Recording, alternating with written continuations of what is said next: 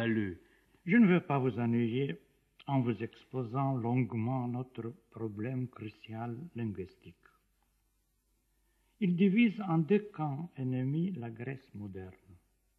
D'une part, nous avons les puristes qui écrivent une langue bâtarde, mi-antique, mi-moderne, mi-vivante, mi-morte, qui est la langue officielle de l'État et de l'Église, du Parlement et des tribunaux, de l'université aussi.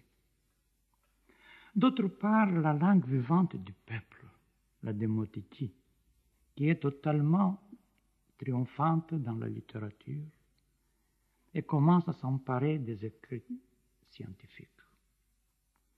Nous nous trouvons aujourd'hui en Grèce à l'époque linguistique de Dante, où les érudits, les savantissimes, écrivaient le bas latin et témoignaient un profond mépris envers la langue du peuple, la seule langue vivante.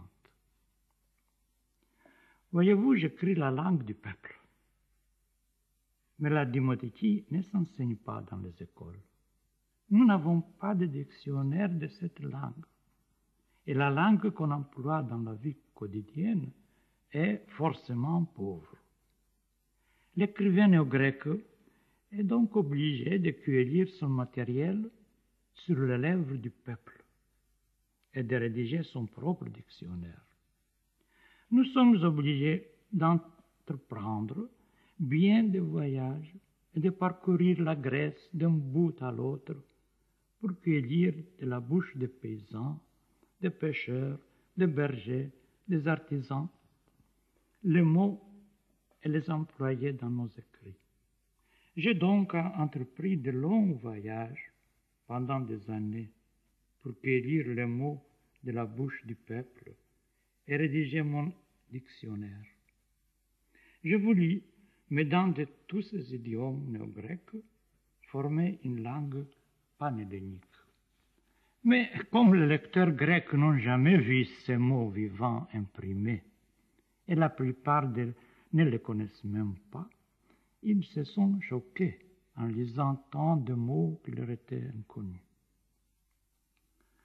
Pour se disculper et sauver la face, ils déclarent que ce sont des mots crétois. Mais en vérité, je n'ai jamais employé des mots exclusivement crétois, que lorsque je ne trouvais pas ailleurs les mots équivalents. J'ai traduit la Divine Comédie de Dante, 14 000 vers. J'ai mis au défi le lecteur de trouver ne fût-ce que 14 mots exclusivement crétois. Personne n'a relevé le défi. J'ai écrit une épopée Odyssée qui commence là où finit l'Odyssée d'Homère, 33 000 vers. J'ai mis au défi le lecteur d'y trouver ne fût-ce que 33 mots exclusivement crétois, un mot à chaque 1000 vers de 17 syllabes. Personne n'a relevé le défi. Il y a donc, à l'accès de mon œuvre, ce premier handicap linguistique. Second handicap, les tendances de mon œuvre ne sont pas tout à fait conformistes. Ni les autorités politiques, ni l'Église, ni la vieille garde de l'ordre établi ne sont d'accord avec moi. Tant que j'écrivais des vers, ils se bornaient à ne pas me lire. La poésie n'atteint point les masses et ne leur est donc pas dangereuse. Mais lorsqu'il y a quelques années, je me suis mis à écrire des romans accessibles au grand public, alors ils se sont alarmés et la persécution et la calomnie se mirent en action. Ils voulaient brûler mes livres et jeter l'anathème sur l'auteur. Mais en même temps, les larges masses du peuple, intriguées, se mirent à me lire. Ils découvrirent que je combats les facteurs de leur misère, les promoteurs de leur ignorance. que je m'insurge contre l'injustice et que je prêche un christianisme pur, exempt de toutes les tares dont l'ont défiguré et alourdi quelques serviteurs indignes de Christ. Dès ces moments, mes livres sont avidement lus.